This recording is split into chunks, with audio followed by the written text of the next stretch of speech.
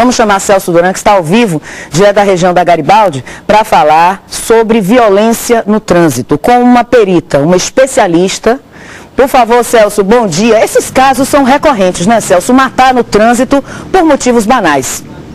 Bom dia, Daniela, bom dia a todos. Exatamente, a gente tem um caso aí recente, né, que aconteceu na noite de domingo, esse que você acabou de comentar, nós acabamos de mostrar aí na reportagem. Em 2008, um frentista de posto foi morto também por causa de um problema semelhante, por causa de som. Existe uma lei proibindo som alto em estabelecimentos comerciais, incluindo postos de combustíveis, mas esse caso, já que o carro estava parado no meio de uma pista, obstruindo a passagem de veículos, nos remete a problemas gerais de trânsito, a desobediência de uma forma geral do trânsito. E é sobre esse assunto que nós vamos conversar com Daniela Ferreira, que é psicóloga, perita do Detran, lida com esses problemas todos os dias, avaliações psicológicas de motoristas. Não é isso, Daniela? Bom dia. Esse caso dos policiais militares, ele exemplifica aí uma questão muito comum no trânsito de Salvador e das grandes metrópoles, que é a desobediência, brigas e tal. Isso se dá por causa do estresse, principalmente, ou existe algum outro motivo? Bom dia, né? Com certeza uma parte é o estresse, né, dessas pessoas, sim.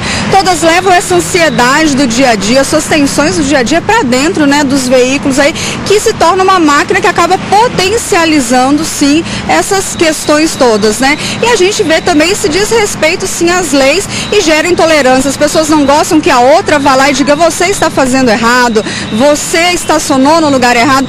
Não gostam e acabam respondendo de uma forma negativa. Então a gente entra numa outra questão aí, além do estresse, além desse embate entre as pessoas, entre os motoristas, tem também uma questão de obediência, né? Porque tudo é provocado pela desobediência de uma lei.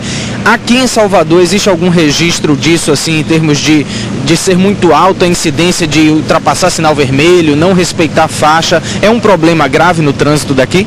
É um problema grave, com certeza. A gente viu uma estatística recentemente, até foi bastante, né, falado, sobre a questão de parar em cima da faixa de pedestre. Salvador está entre as primeiras colocadas, infelizmente, com essa questão da faixa de pedestre. Daniela, eu gostaria de fazer uma pergunta, Celso. Pois não, Daniela. Para a perita em trânsito, Daniela. Daniela, bom dia. O que deveria ser feito? Que medida poderia ser tomada para prevenir esses motoristas que não têm o mínimo equilíbrio emocional? Muitas vezes atuam em ônibus, em coletivos, enfim, carregando dezenas de pessoas. O que fazer, já que, segundo os especialistas em trânsito, 90% dos problemas, acidentes até com morte, acontecem por imprudência, falhas humanas. O que fazer para conceder essa carteira de habilitação com mais responsabilidade para pessoas mais equilibradas? A Daniela está perguntando lá do estúdio o que fazer para conceder carteiras de motoristas para motoristas mais equilibrados. Como avaliar e o que pode ser feito para que a carteira seja só emitida para uma pessoa que tenha condições. Ela citou aí exemplos de motoristas de ônibus, muitas vezes também a direção meio imprudente e agressiva. O que pode ser feito nesse sentido?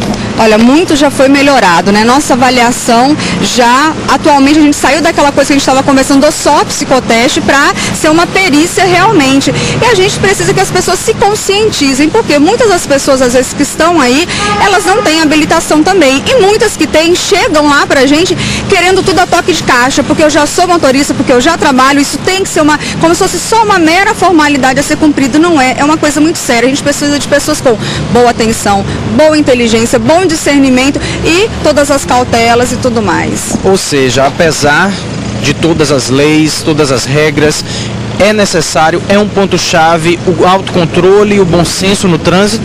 Com toda certeza, é muito necessário que as pessoas tenha um pouquinho de consciência que o veículo, ele causa danos, sim, como uma arma de fogo. Então as pessoas precisam de ter tranquilidade para, né, estar conduzindo o seu veículo, tentar deixar um pouquinho de lado isso, não potencializar com o seu veículo os sentimentos. As pessoas que são menos agressivas, então, você daria o conselho de que deixa passar, não alimente uma discussão, às vezes não vale a pena? Com toda certeza, isso para as pessoas mais calmas e para as mais nervosas também. Deixem passar, deixem, né, para lá algumas coisas. Vamos tentar manter. O trânsito, gente, é coletivo, o trânsito não é individual. Então a gente sim, às vezes tem que dar passagens, vamos ser tranquilos no trânsito. Isso aí, transigência, paciência Existe alguma dica, assim, antes de sair de casa de manhã, fazer alguma coisa, respirar fundo? Acho que todo o nosso Brasil é religioso, independente, né, de qual é.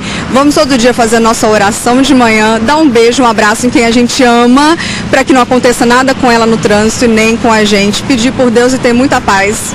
Daniela, obrigado pela sua participação. É isso aí, fica a dica aí, ter paciência, ter autocontrole e obedecer às regras de trânsito. Se isso fosse feito, com certeza a gente não teria metade desses problemas. Daniela? Com certeza, falou e disse, Celso Duran e a perita em trânsito. Como diziam os meus avós, deixa o outro ficar com a razão, fique com a felicidade, fique com sua vida. Ah, tá certo? Tá, deixa passar.